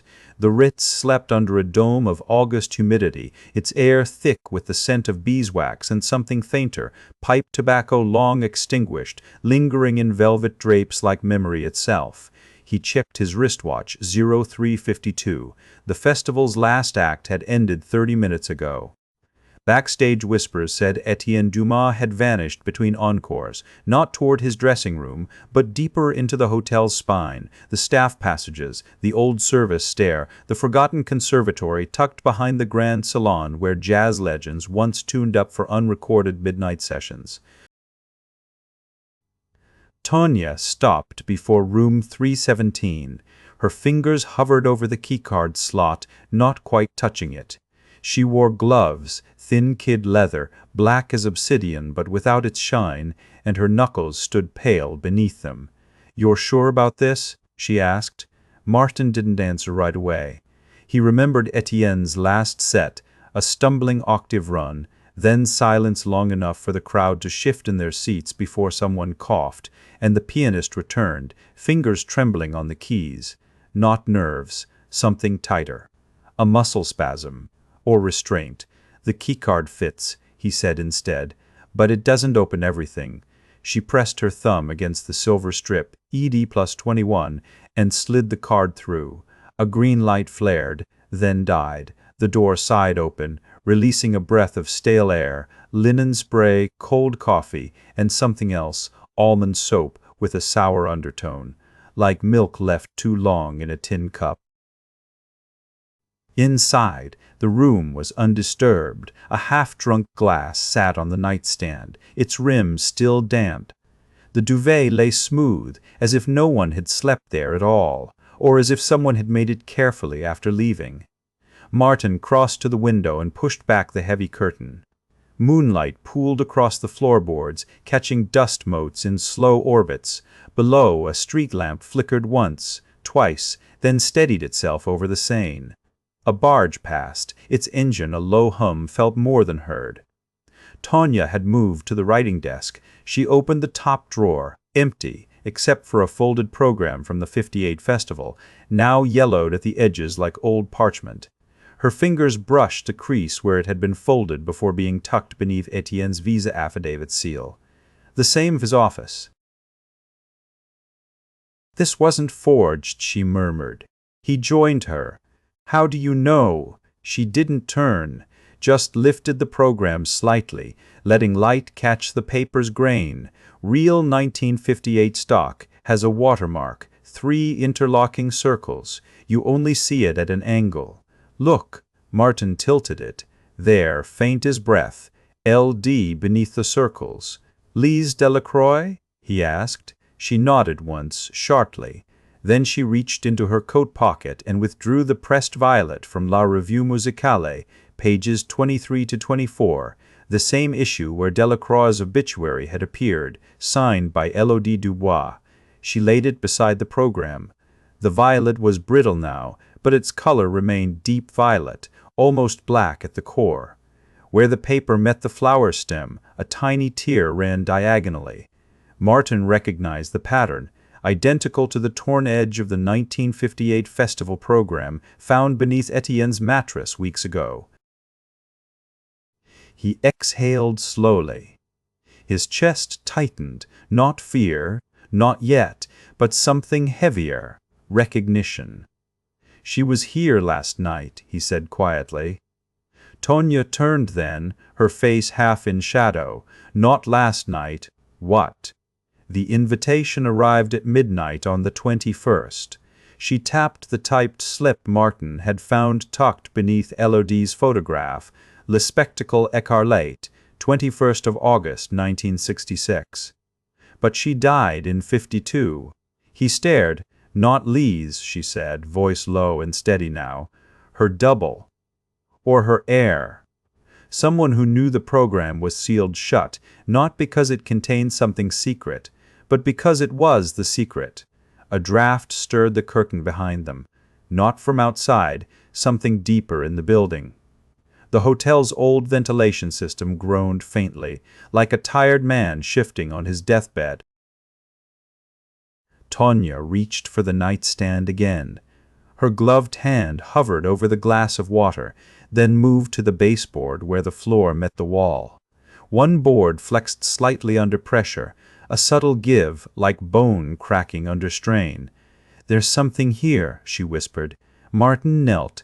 His fingers found the edge of the nail head beneath the gap, small, old, rust-streaked. He pried gently. The board lifted without resistance, no splintering, no protest, and revealed a shallow cavity lined with oilcloth. Inside lay a single object, a reel of magnetic tape, black leather casing worn smooth at one corner where fingers had gripped it too often. No label this time, just the number 21, scratched into the spine in what looked like charcoal. He lifted it carefully. The weight surprised him, lighter than expected, as though most of the recording had already been stripped away. Then he heard it, not music, a whisper, faint, distorted, but unmistakably a man's voice speaking French, too soft to catch more than syllables, then cut off abruptly by static that hissed like steam escaping a pipe. Tonya stiffened beside him, her breath caught not in surprise but confirmation. That reel, she said, it wasn't banned because of what was played. She reached for the tape case and turned it over in her hands. The leather showed scuff marks along one edge, fresh ones, barely hours old. It was banned because someone played something back on purpose. Tonya's breath hitched, not in surprise, but confirmation. That reel, she said. It wasn't banned because of what was played. The static hissed once more, then died. Martin held the reel up to the weak glow of the corridor lamp, watching dust motes swirl like ash above the spool. The black leather case smelled faintly of cedar and something sharper, camphor, maybe, or old vinegar. He turned it over. Beneath the peeling label, where the date had begun as 21, a second inscription was pressed deeper into the cover. Poor L.D. Tonya murmured, her voice flat now, stripped of inflection. He looked at her wrist. A thin scar ran diagonal across the pulse point, a pale line like a faded ink stroke. She followed his gaze and pulled her sleeve from him. Élodie Dubois, she said quietly. She went by L.D. after 52. The Ritz corridors stretched ahead, lined in gilded wood and silent brass. A single chandelier dropped its pale halo onto the carpet, deep burgundy, worn thin near the baseboards where service carts had rolled for decades. The air carried the clean scent of lemon oil over something older. Beeswax, yes, but also a whisper of damp wool, as though someone had brought in rain from Montmartre and left it to dry beneath the moldings. "You knew her," Martin said. Tonya exhaled through her nose, slow. "Not well. I met her once at the Cercle de l'Étoile. She was helping a client trace assets tied up in Algerian bonds when things went quiet on the Rue du Faubourg. Élodie had worked with Delacroix before the war, before everything fractured. Before she vanished, before she disappeared after Lisa's last performance. Tonya turned toward the service stairwell, her heels clicking once against marble, then again. The festival program we found, folded under Etienne's visa seal in 58. It wasn't just folded wrong. The grain of the paper was off by 1 degree, a forgery, but a careful one. Someone knew how to match the watermark. They used Élodie's stationery stock. Martin followed her down 3 steps into the sub-level corridor where housekeeping kept their carts. Here the light was thinner, the shadows denser.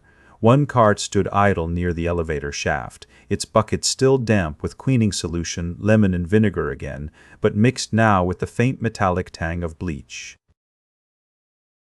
"You think Élodie forged it? Or someone used her stock after she died?" Tonya reached for a brass keyring dangling from the hook beside the linen closet. She pulled out 3 keys, Ritz 315, 317, and 429, the last one new, unmarked. "She didn't die," she said. "Not in 58, not yet." He took the key to 429. It was lighter than it should have been, hollowed out at one edge, as though something had been removed and replaced with wax or putty. He pressed his thumb into the indentation. Slight resistance. No give. "She's here tonight," he said. Tonya nodded once, sharply. The invitation mentioned Le Spectacle Écarlate. That was the code name for what they did in 52, the hidden set after dark behind the main stage. A distant door clicked shut somewhere upstairs.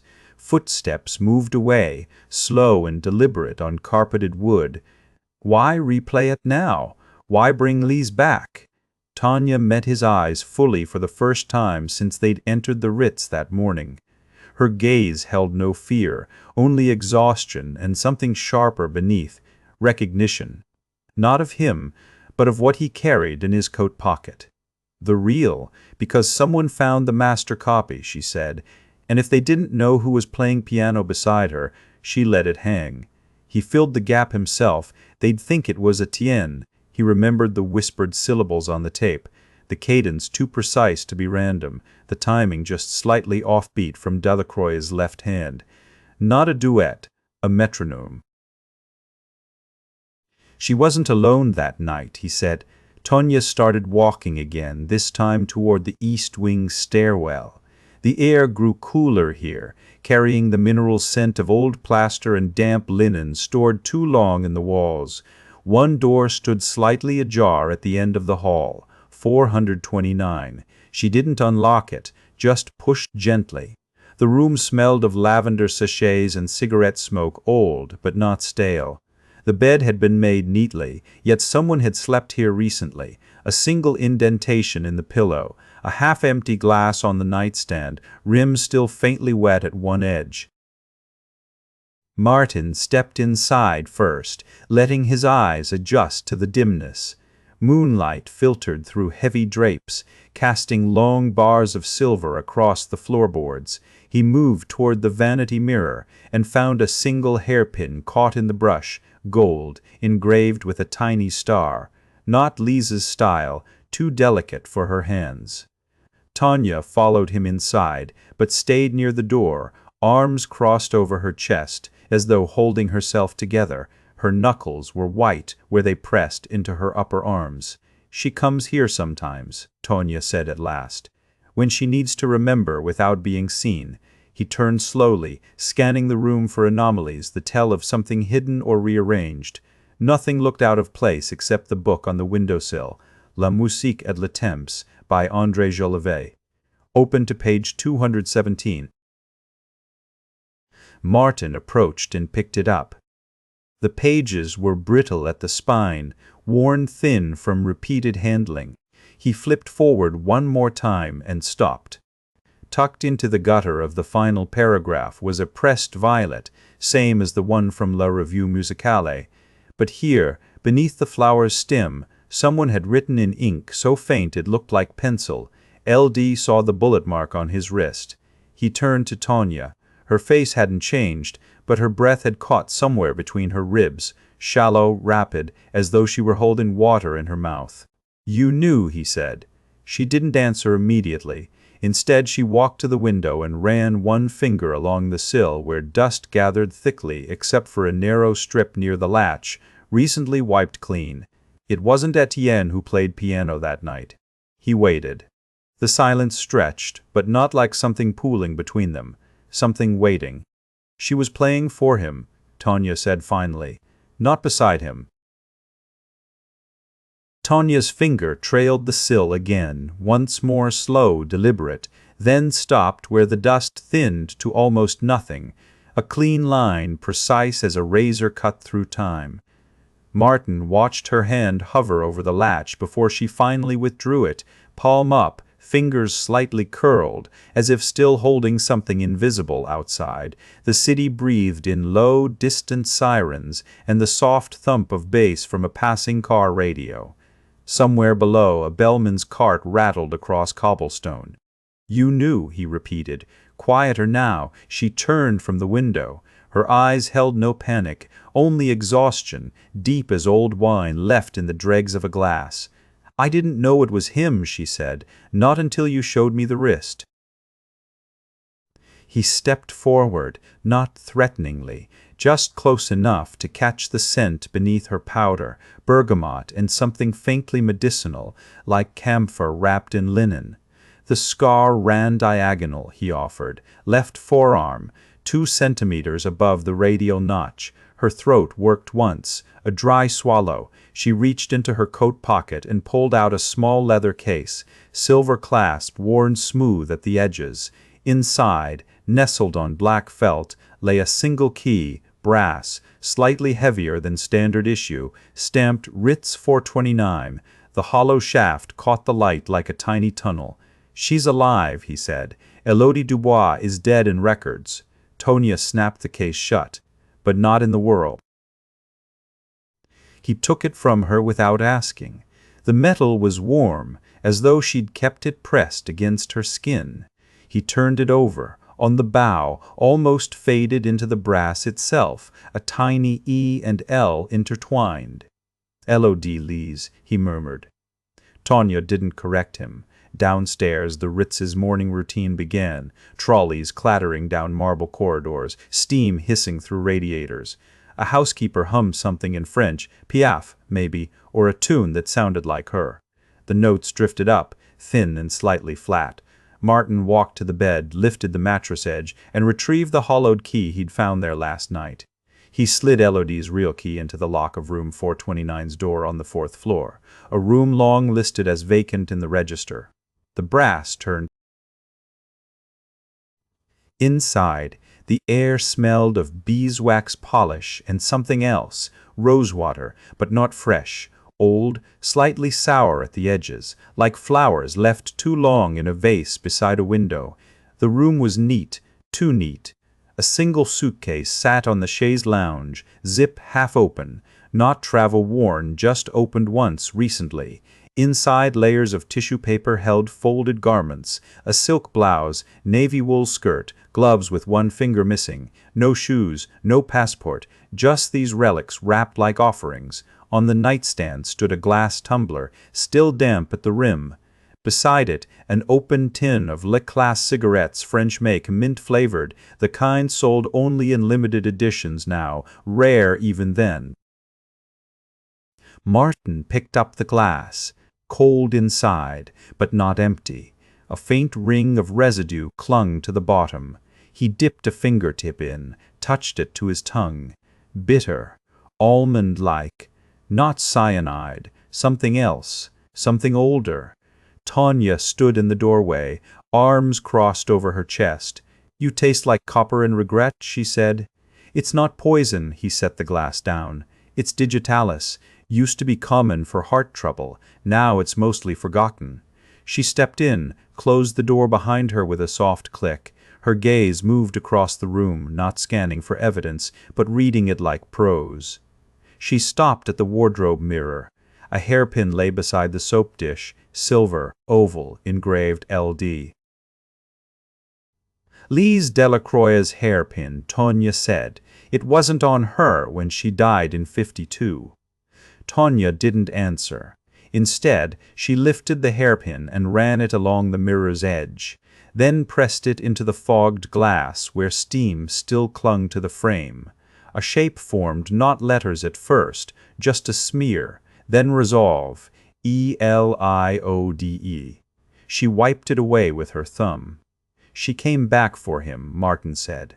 "Not him." Tonya turned toward him. For her, the piano wasn't anonymous. It was Elodie's voice. He remembered the tape reel, Paris Jazz Festival Final Set, 1958, labeled "Not for Broadcast." Recorded during intermission when the corridors emptied and the Ritz. Etienne played first, Tonya said. Then she came up behind him, sat at the grand in the second act. Same bench he used, same gloves, same scent. He saw it now, two pianos side by side, one silent, one humming with life beneath hushed chords, a duet where only one knew the melody. Why would she kill him after 28 years? Tonya's eyes flickered, not away but inward, because he never stopped playing her part in his head. A silence settled between them, not empty this time, full of things neither could say yet. Outside, a train rolled beneath the Seine, its vibration humming through the floorboards like a bass note held too long. Tonya opened the suitcase again. Beneath the folded clothes, tucked into the lining's hidden seam, she pulled out a small envelope. Not paper, rice paper, thin as moth wings inside. 2 photographs pressed flat. One showed Elodie Dubois at 22, standing beside Lise Delacroix in front of the Grand Palais, both smiling, arms linked. The other was different, grainier, taken through glass. A man with a bandaged wrist, Etienne, holding hands with a younger woman whose face was turned away from the camera. Her left hand rested just above her belly. "That's not Elodie," Markin said. Tanya nodded once. It never was. She placed both photos back, sealed the envelope, and tucked it into his coat pocket. Her fingers brushed his wrist just for an instant, and lingered a breath longer than needed. He didn't flinch. He felt the scar there, faint beneath her touch. The old wound from Algiers, hidden under shirt cuff, revealed only once before in confidence. "You knew she'd be here tonight," he said. She met his eyes. "I hoped." A single note rang down the hall, someone testing a piano key on the mezzanine, clear and pure, like water dropped into stone. Then silence, waiting. Tanya moved to the window and drew back the curtain just enough to let in slivers of morning light. On the sill beneath it, pressed into the dust, one footprint, barefoot, small, left foot. Big toe slightly splayed, as though she'd stepped there often, recently, and not carefully at all. She looked at Martin. He nodded. They left the room. The piano key still hummed in Tanya's ear. She stepped back from the window, letting the curtain settle like folded silk over the pale dawn light. The hotel corridor beyond was empty. No footsteps, no murmur of staff, only the low thrum of the Ritz's hidden plumbing, a slow, liquid breath rising through cast-iron pipes beneath the floorboards.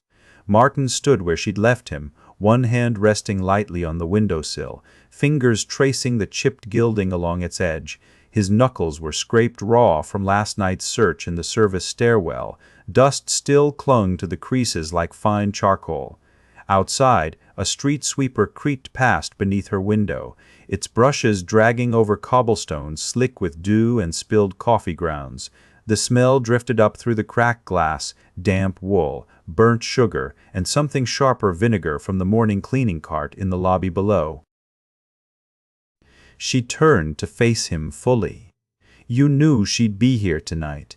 His jaw tightened, not with anger, but with the quiet effort of holding the thought inside too long. "I hoped." His voice was rougher than it had been at dawn, the kind of rough that comes from not speaking in hours or maybe days. A single note rang down the hall again, another test, softer this time, as if someone's thumb had brushed the key without meaning to wake the room. A pianist rehearsing alone before the house lights came up. Tanya moved to the dressing table and lifted the silver hairpin she'd found beneath Etienne's mattress. The metal was warm, still holding heat from her own pocket where she'd tucked it last night. She ran a finger along its engraved loop, LD. "Who is Lise Delacroix playing for?" she said. Martin didn't answer right away. He walked to the wardrobe and pulled open the door, revealing only hanging coats and a single suitcase, empty except for folded scarves and a pair of silk gloves still in their tissue paper. Inside the case's lining, he pressed his thumb against a seam just below the left corner. The fabric gave slightly, then popped open with a soft shush. A flat leather album slipped free. He opened it without looking at her. Pages turned stiff and papery. Photographs, black and white shots of jazz clubs in Montmartre, 1952, the year before Etienne disappeared. Lise Delacroix stood beside a piano, one hand on its lid, head tilted, as if listening to something only she could hear. On the next page, a group shot, Élodie Dubois, younger than Tonya had imagined, her smile sharp enough to cut glass. She wore a pale green dress and held a cigar between two fingers, smoke curling toward the ceiling like a question mark. The third photograph showed Lise alone at the piano, fingers poised above the keys. Her wrist was visible where her sleeve slipped down, thin, elegant, unmarked. Except for one detail, in the bottom corner, someone had written in faded India ink, "He saw it here." Tonya stepped closer, her reflection fractured across the glassy surface of the album cover. "That's not Élodie." Martin flipped to the last page. a typed invitation, crisp and new against the yellowed paper. Le Spectacle Écarlate, 21 August 1966, Ritz Hotel, Mezzanine Lounge, 7 p.m. Beneath it, a handwritten note on rice paper. He's waiting. In room 429, she turned the page again. There was nothing else. It wasn't Elodie who returned, Tonya said quietly. Martin closed the album with a soft thump. No, the scent of beeswax from the floor polish drifted in as they walked toward the door. The carpet swallowed their footsteps, leaving only the faint impression of heels pressed into plush pile. Outside room 429, the hallway narrowed slightly, a quirk of the Ritz's original Beaux-Arts blueprint, where older wings met newer renovations like Misway. Martin knelt to inspect the baseboard. A hairline crack ran parallel to the floor just above the skirting. He pressed a fingernail into it. Wood splintered away cleanly, revealing a hollow space behind the molding. Inside sat a single key, brass, stamped Ritz 429, worn smooth at the teeth where years of use had polished its history bare. He lifted it with 2 fingers, turning it until morning light caught the edge. The metal gleamed faintly, but beneath that sheen something darker, almost invisible unless you knew what to look for. A film of oil, sticky and sweet, like almond-scented lip balm. Max Factor, Tonya murmured. She used this one only in 52. He stood slowly, the key cool against his palm. Why hide it now? She's been dead 6 months. Tonya reached into her coat pocket and withdrew the pressed violet from La Revue Musicale, still folded tight, its edges brittle as old parchment. She opened it. The inked note remained. LD saw the bullet mark on his wrist. Not Elodie, she repeated. Someone who knew Lise before 1952. Someone who knows what happened that night. A bell clanged somewhere deep in the hotel, dull, resonant, echoing down stairwells and across marble floors.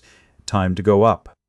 They took the service elevator rather than the grand staircase, its brass cage still warm from yesterday's heat, its cables groaning like old men settling into chairs. The operator, a man with silver temples and hands that moved in slow rhythm, nodded at Martin without speaking. He didn't ask where they were going. Some things in this hotel remained unsaid. At the 4th floor, the door slid open on hinges that squeaked once, just a note, and stopped. Room 429 stood at the end of the hall, its number faded but legible, the brass plaque dull with age and neglect. Martin turned to Tonya before they reached it. "You're not supposed to be here." She met his gaze steadily. "I wasn't invited." A pause. "But I was expected." He opened the door without a key. Inside smelled of lavender water, damp linen, and something older, cedar chest maybe, or dried tobacco stored too long in silk-lined drawers. Sunlight fell across the bed in diagonal stripes, illuminating dust motes that hung suspended like tiny stars caught mid-orbit. The room was empty, except for one thing, a small wooden box resting on the bedside table, wrapped in faded blue ribbon. The kind of gift given in hospitals or convalescent homes, something meant to be opened with care, not haste. Martin picked it up, his thumb brushing the knot until it came loose with a soft pop. Inside lay a single sheet of paper, folded into fourths. He unfolded it slowly. The words were typed clean and precise. "Come at once. The last set begins." E.D. Tonya read over his shoulder. "Elodie Dubois died in 61, she said. Martin didn't look up. "Then this is someone else." He turned the page, and there it was, written beneath the typed message in the same neat hand. "This